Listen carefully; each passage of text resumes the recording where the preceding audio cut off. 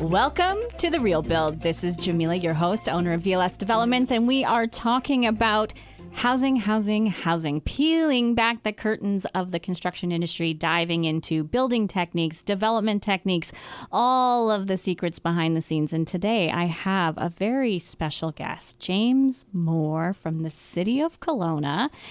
He currently is the Housing Policy and Programs Manager. He has worked in many different areas in the way of creating housing policy and serving housing needs in the city. James, thank you for being here today. Yeah, thanks so much for having me. Really pleased to be here. I have been excited to have you on the show since we started because our paths have crossed a lot over the last decade, really, in the city of Kelowna, as infill housing really became a big part of the growth of housing in the city.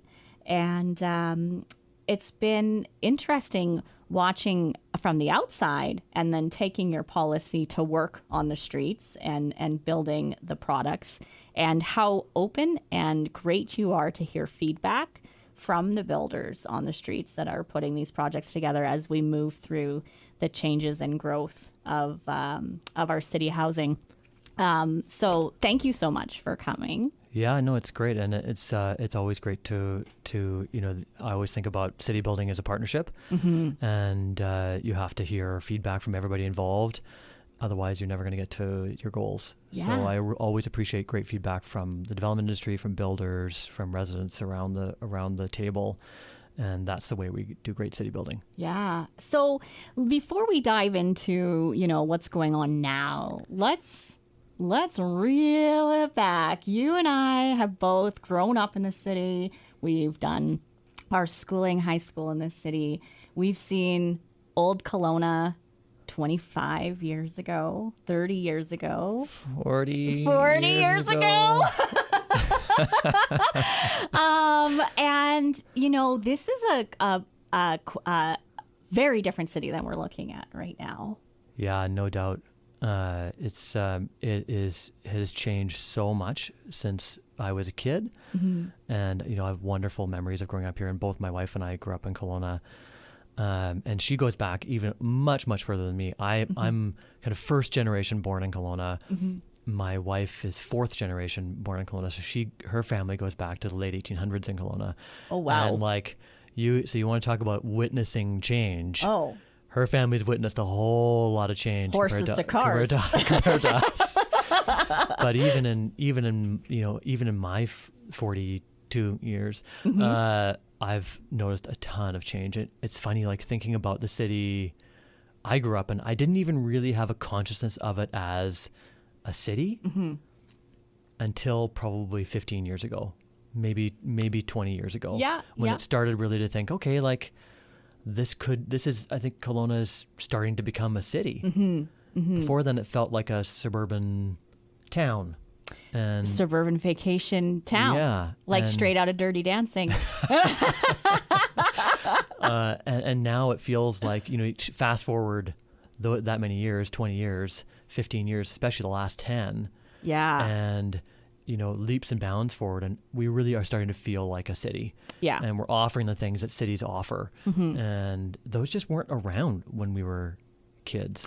No. So it's been amazing to grow up here and had a wonderful childhood, and but I'm super excited to be able to offer my daughter the ability to grow up in a town that has so much more that they can do and see and be part of than I could when I was a kid. I know, and so you said 42. We're the same age, so we would have graduated the same year. And I remember, we're not going to say the year. I remember,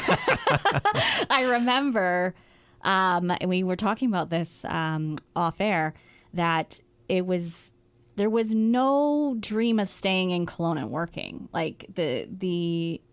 Everyone was going to the rigs, going to work in Calgary. The opportunities to stay and work here didn't really exist. Very few people I graduated with stayed in the town. Yeah, no, same experience. And I think, you looked at my group of friends, and it was, where are you leaving to after high school? Yeah. You go the grad parade at high school when they give you your diplomas and they announce where you're going. It's everyone's leaving. Yeah.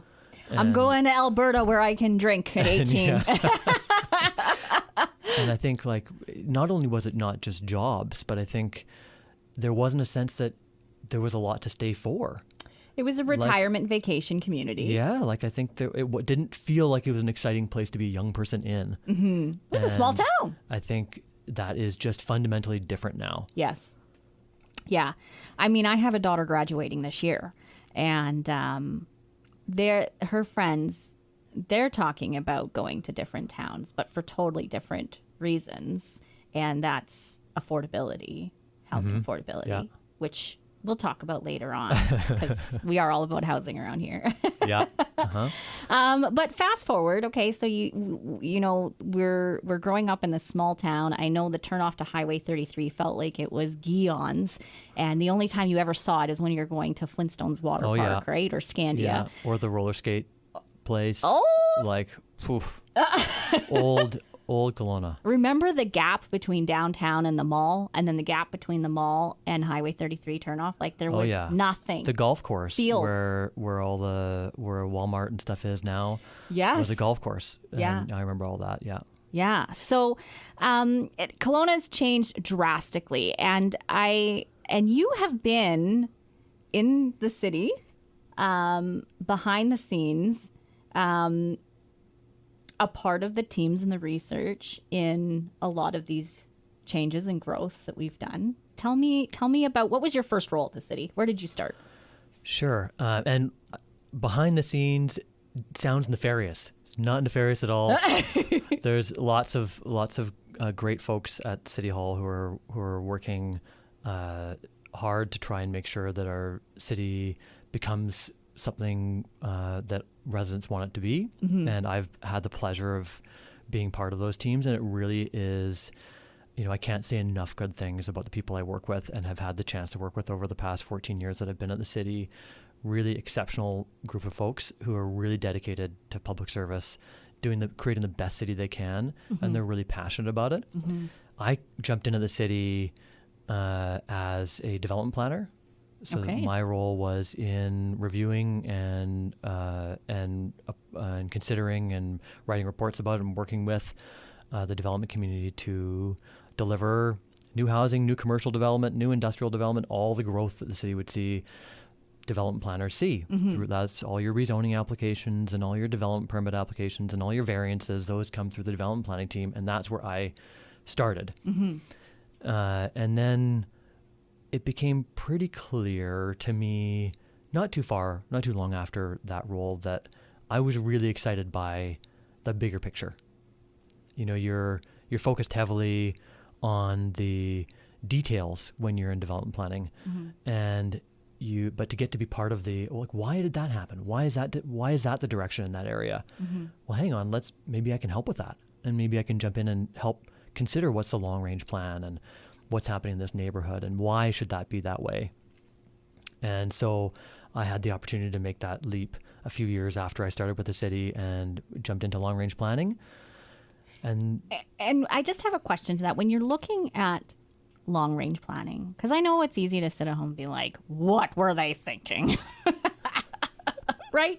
And but the time, the months, is it years that goes into the research before committing and moving forward in a certain direction and saying commercial's going here, residential's going here?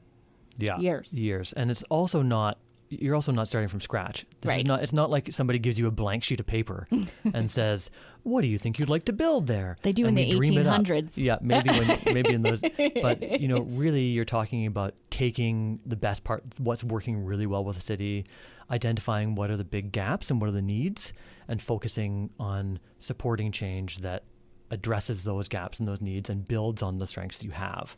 So how long ago were you in that role? That would have been, I finished in that role 3 years ago. And you started? Moving into housing. So, that was part of my portfolio. Okay. Housing was one part of long range planning's portfolio 3 years ago. And we really started to see a unique need that housing was growing and growing and growing as an important policy area for action. Mm-hmm. and we were not able to give it enough attention as a side of desk, part of a portfolio. So we've had the opportunity to create a new team that can focus on housing policy, along with many other folks in other levels of government and industry as well. Well, today we are talking with James Moore on housing policy, and I promise you're going to want to hear what we're talking about, because if you want to know how it happens behind the scenes, that's what we figure out. Stay with us. We'll talk more with James when we come back. Welcome back to The Real Build. I'm Jamila, your host, and today we have a very special guest. I know I say that every time, but this guy, I dragged him out of City Hall. We have James Moore, the Housing and Policy and Programs Manager for the City of Kelowna. We've been talking about where Kelowna's gone. We're both grown up here, went to school here, but I want to learn more about your current role as Housing Policy and Programs Manager, because this is a huge thing with, housing need and homelessness and all the things that are wrapped into creating housing inventory. So tell me about your job. What do you do now? Yeah, thanks for that. And I think I have such a blessing to be in the role I am. It's a fascinating role at this particular time in our city's evolution. Mm-hmm. And I think it really reflects that our administration, our council, and the city overall are invested in housing. We've never had this kind of team before, mm-hmm. who is able to dedicate some resources and focus on addressing our city's housing challenges. And that starts first with really understanding what those challenges are. Well, what are the challenges?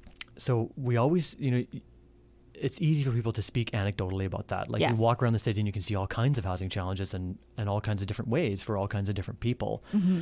But you got to back that up with the data. Yes. And so we do housing needs assessments or housing needs reports. Mm-hmm. And those they're really in-depth dives into what's our housing system doing? How's it working? How's it functioning? Is it healthy? Is it not? Where are the problems? Where are the gaps? What are the strengths? And that's where we really start to understand what needs to be done. And then, and that's a really, really, really interesting process in and of itself, mm-hmm. that I think we've really made a lot of ground on. Mm-hmm. One of the things that I think is super interesting about that is that we always used to focus, and I think this is one of the reasons why we have a real undersupply of housing historically, mm-hmm. is that we always focused on only thinking about future growth. And we would assume that, okay, well, if you accommodate future growth, you'll be good. Mm-hmm. But that assumes that everybody in your town today is well housed. And right. That is for sure not the case. Today, no, it's not. And it hasn't been for quite a while, if we're honest with ourselves. And mm-hmm. so where we really started was, how do we dive into this question of existing need? Mm-hmm. And how do you layer existing need onto future need to get a much better sense of how much housing you really need to build to address these issues that feel so persistent and so dug in our community.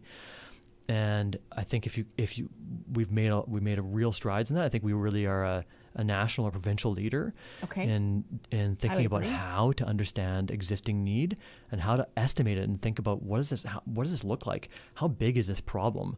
And then how do we layer that on to future need and develop a good sense of how much housing we actually have to build? So let me ask you, with all of that research, with existing need, what's coming down the pipeline, and the resource going into answering that question, what's the need?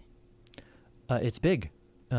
We think we need, over a 10-year period, we think we need about 26,000 new homes. 26,000. Yeah. New homes. And that's, put that in perspective, that's roughly 30% of our entire city's housing stock over again in the next 10 years. So if I can put it even in more perspective, my construction company over the last 4 years worked very hard on a lot of projects with a significant amount of money and a significant amount of people to produce 47 doors. Uh-huh. And that was a condo building and a couple of infills and some single families in a subdivision. And so whipping up a house, that's not really something that happens. I know there's different ways that people are looking at how they kind of make this faster and easier as well, which is all in process. But it takes a lot of money and a lot of people to create housing. No doubt. And I think, this is not a Kelowna only story. It's Canada wide. And I think it's why you're hearing us and others say, not only do we need to accelerate the pace of development, we need to find new ways and encourage innovation so that we can build homes faster. Because we're still building at a pace, we built more homes per capita in the 70s by a long shot than we build today. Well, I can tell you in the 70s, the code book was a few pages, and now it's multiple binders. Yeah. For better or for worse, right? But and the layers of policy to create and get just your building plans approved and get going on a project is significantly different, which also is wrapped in with liability and a lot of other things as well. So, and there's been changes. The government made changes faster than I've ever seen a government make in my lifetime in the last 8 months in housing policy, where whether like it or not, they said, this is what we're doing. And I commend the City of Kelowna in how they took that challenge on and creating new bylaws to replicate the densification that the province had indicated. And they also drew back red tape in that. So what are some things you think have been implemented that help create housing supply faster, and what could be implemented? Yeah, I think you're right. I think the province really came to the table. Not every action they took was perfect and made all the sense in the world. For sure. Broad strokes, they made some really massive changes, many of which I think will yield a lot of benefit down the line for housing in the long run. Now, those changes weren't really short-term changes. No, they weren't changes that were gonna somehow make the homes that were under construction today appear magically faster. They might make a difference 5 years from now, 10 years from now, 20 years from now. And that's important to make those changes, but they're not going to happen right away. I think, Kelowna has lifted far more than its fair share in the delivery of housing across the province. We are a real leader in that front. And I think that starts with an acknowledgement that new housing comes from predominantly the private sector. Yeah. Developers build almost all of our new housing. Almost everybody in the city who lives in a home developed by a developer for profit at market rates. Only a small share of our entire housing stock was ever developed by government.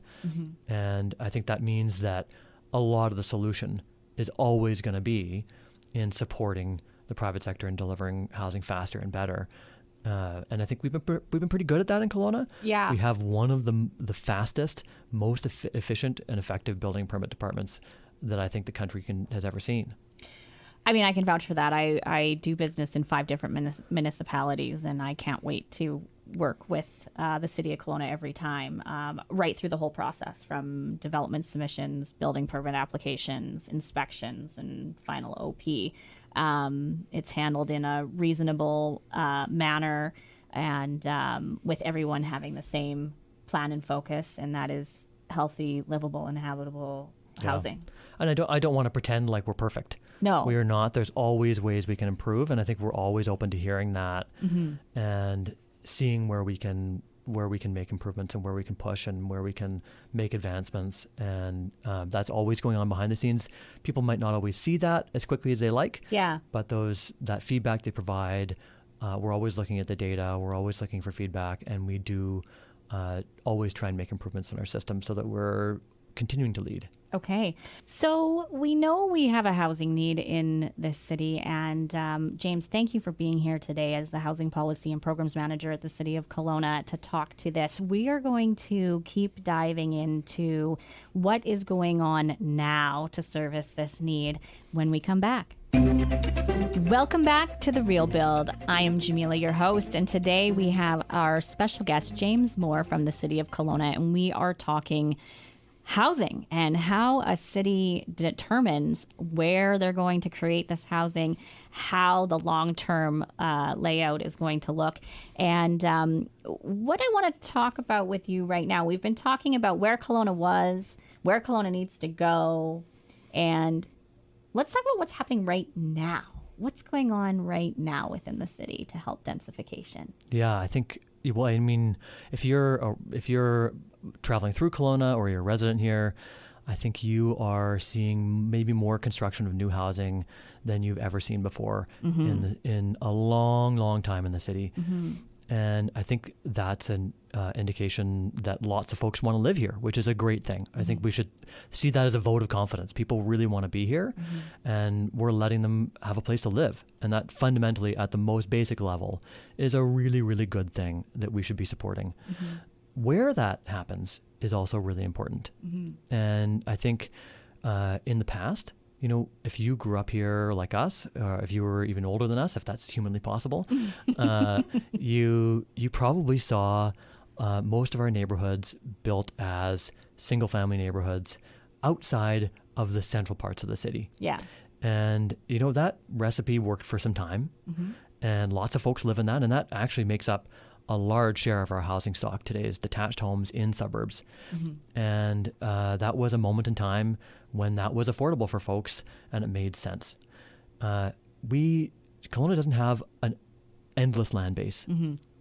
And so the farther you go out, now there are no more easy to develop lands. Every piece of land you find on the outskirts is difficult.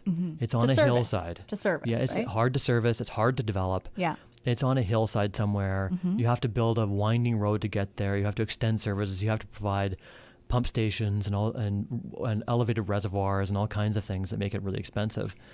And I've talked about this before. Like the biggest thing when you're looking at developing anything is water in, power in, poop out. And the farther away you get from the main hub of those things, the more expensive these get to put in. Yeah, the more expensive they get to put in, the more expensive the final product. And you just can't fit that many homes out there. And so it's not that suburban development in itself is a terrible thing. It's just that it's not going to meet the majority of our growth anymore.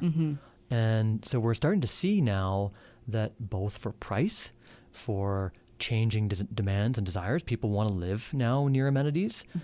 We're starting to see a lot more growth in our existing neighborhoods and in our existing town centers.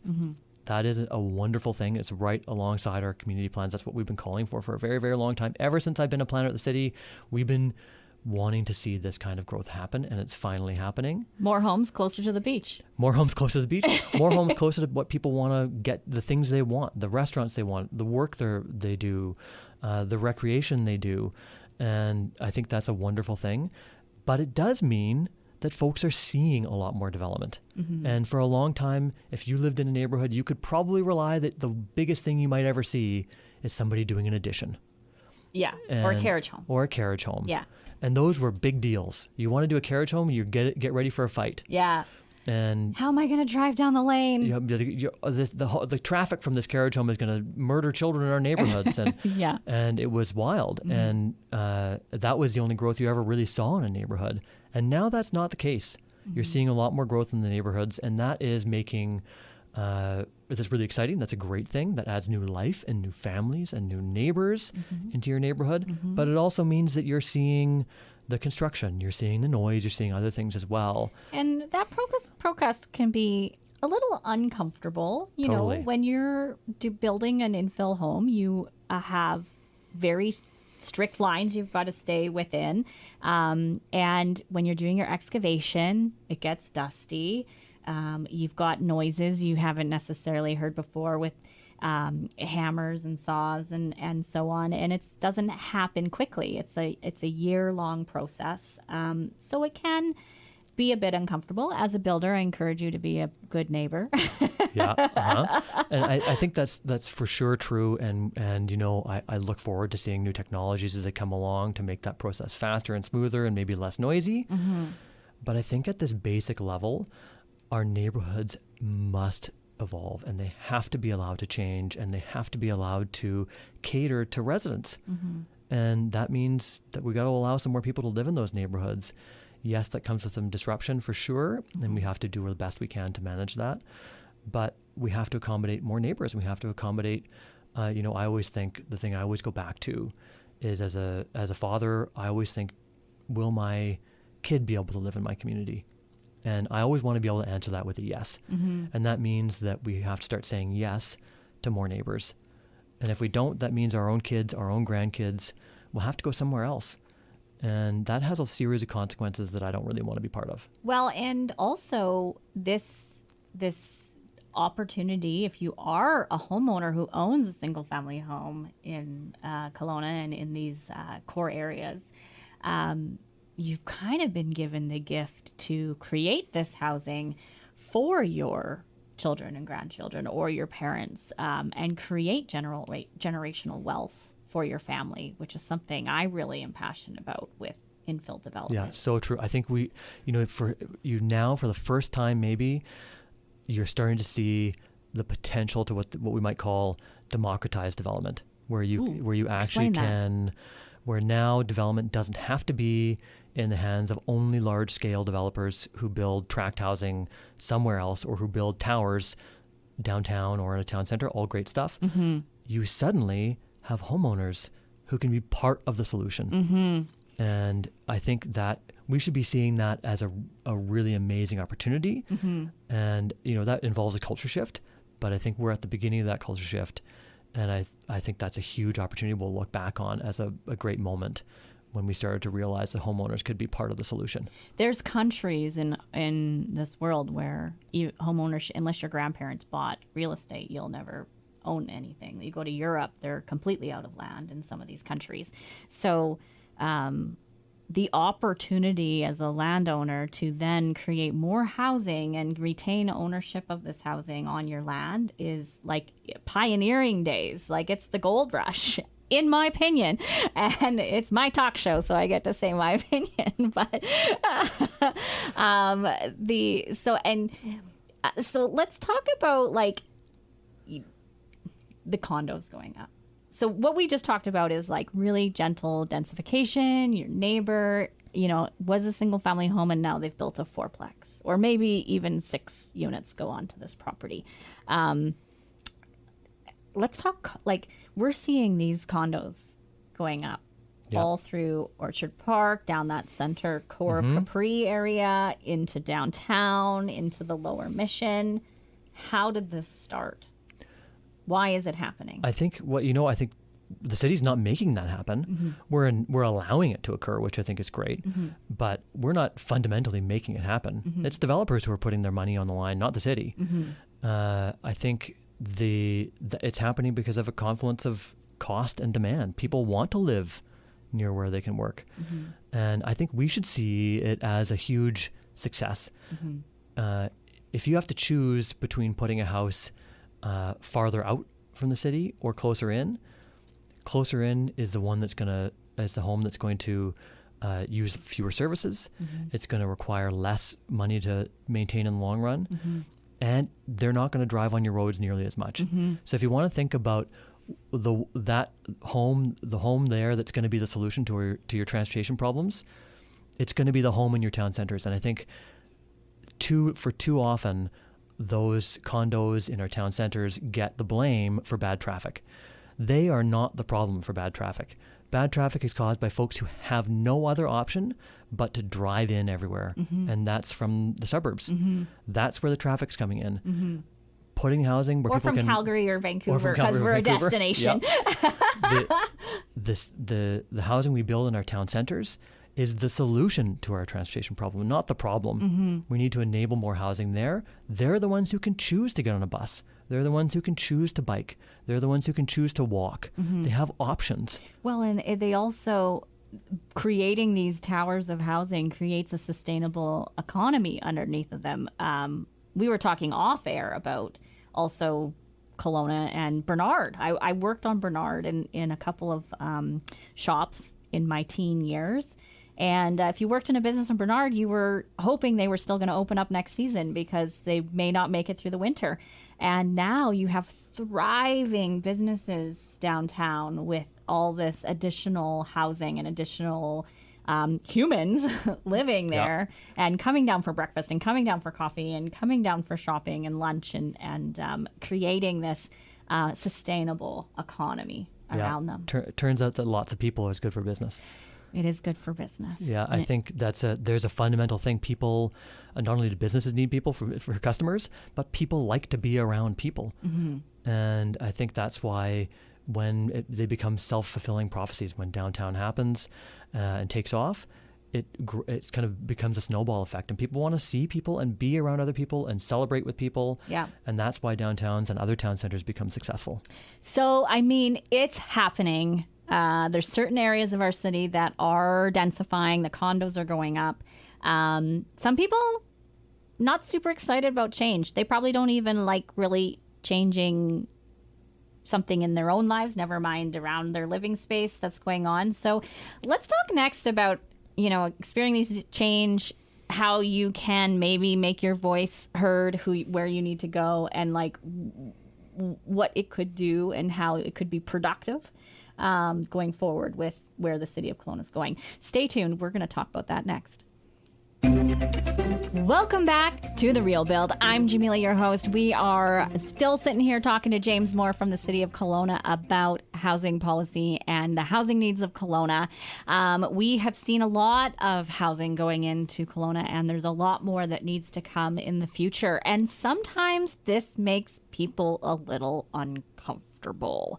There's always people out there that don't like things changing in general, never mind sidewalks in their neighbor's yard and their backyard and their lane and their downtown walk, and we're seeing a lot of change happening. So a lot of this can be referred to as NIMBYism. Is that correct? Yeah, the not in my backyard. Not in my backyard. And there is a way to voice your concerns, but let's talk about, in an old town that's not really on a growth pattern, you could show up at council and say there's not enough parking stalls and slow a project down. Yeah.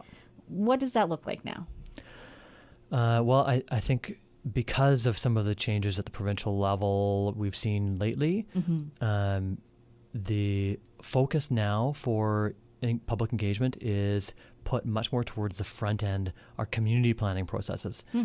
That's really always been the best place to engage.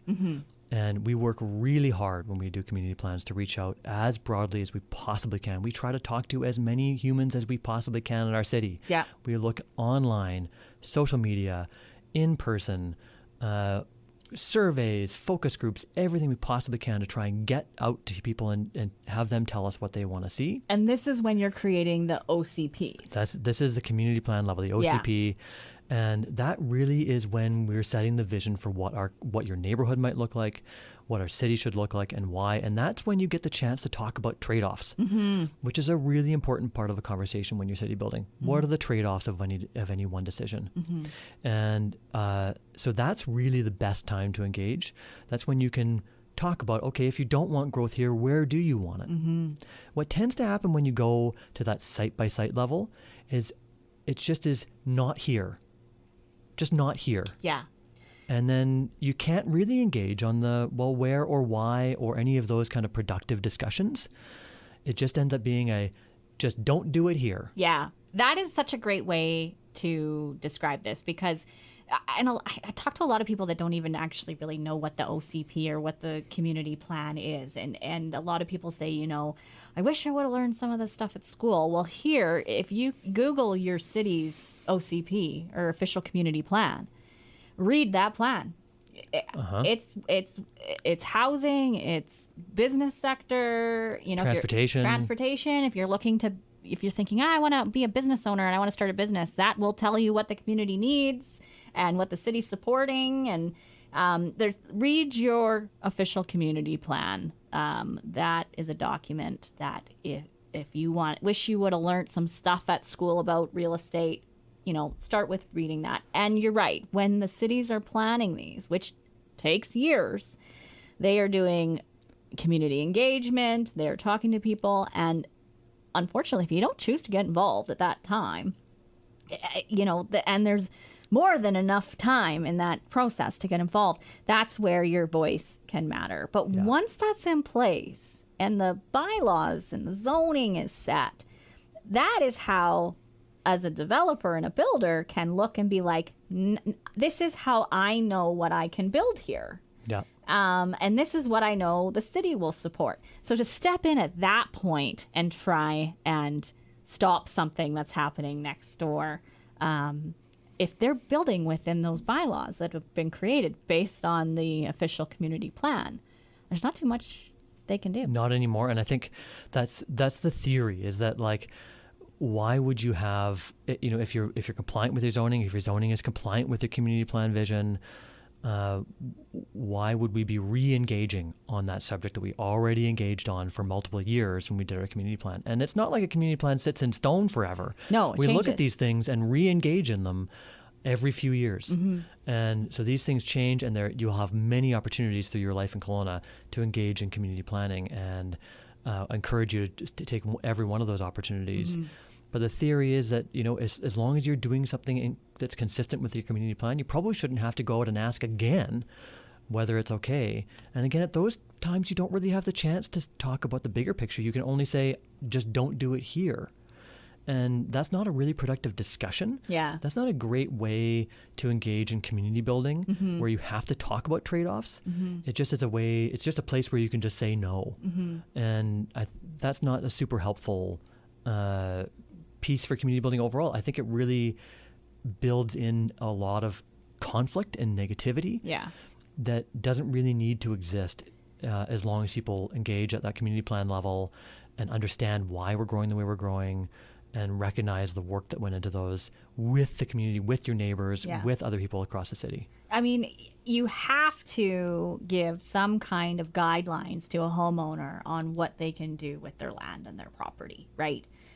And you don't want people just building anything everywhere. It's not a free-for-all, and that would be much worse, you know, if someone could just build a condo right beside you in the middle of a resident, like just anywhere, you know what I mean? Yeah. So to have this community plan and have certain areas designated in a way to create a flow-through community that works well together is really great. And to be able to have a set of bylaws to know what you can do, so you can go ahead and invest and redevelop without the worry that someone's going to come along and tell you, no, you can't do this. It's more a collaboration of how we make it work within the bylaws we've already set. And you as an owner probably wouldn't want your neighbor to be able to kibosh your project on your own property. You know, there's a certain line there, For sure. right? Yeah. And so understanding your bylaws, your zoning, your official community plan will help prevent shocks and surprises in your neighborhood when you start seeing things get built. And there has been recent changes that came down provincially. For sure, it's a great time to re-engage and to take another look at the community plan and what zoning allows in your neighborhood and what the future might allow in the community plan. Mm-hmm. But it is this great kind of balancing act where, yes, it provides a certainty that the development community needs to deliver the homes we need to so that we can meet our the housing objectives we have. Mm-hmm. It's a critical part of our community's health and success. Mm-hmm. But it also provides the information that residents need so they understand what to expect in their neighborhood. Yeah. So it's a two-part piece, and I think each one is really, really important. Mm-hmm. And you might each person might be going and looking at that for different reasons, but the information's there, Mm-hmm. and the processes are robust, and we do our absolute best to hear from everybody when we do these processes. Yeah. So if you're sitting there and you're like, we need more housing, we need more affordable housing, I want my kids to be able to buy here and live here, but then you're like, don't build that next door. Yeah. They don't go hand in hand. Right. I think there's such an interesting disconnect there. Yeah. That I think it's really important to highlight.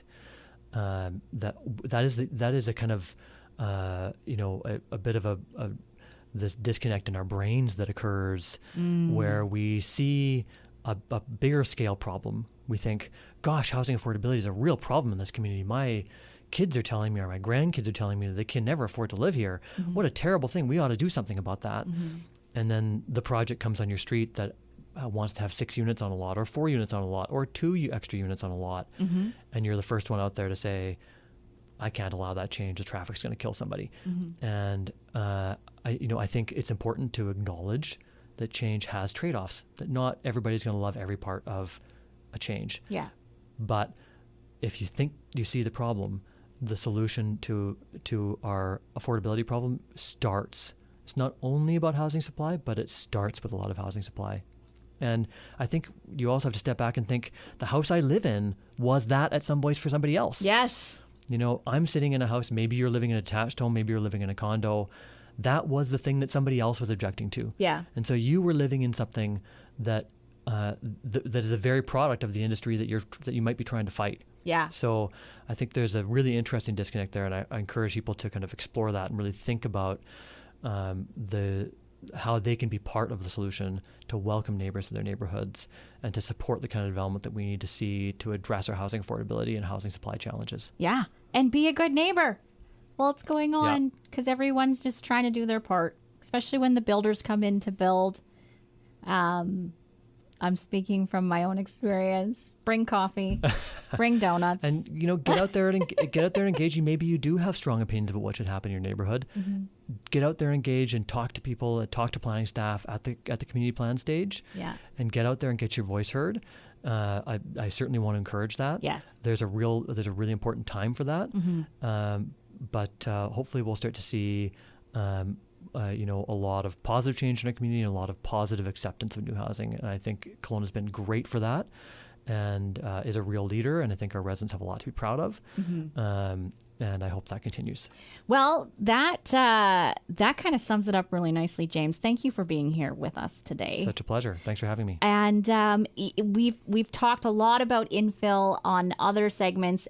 Go to our YouTube channel, The Real Build, if you want to learn some more about the building in this city and the behind the scenes. I'm Jamila, your host. Thank you for spending the hour with us. We'll see you next Tuesday.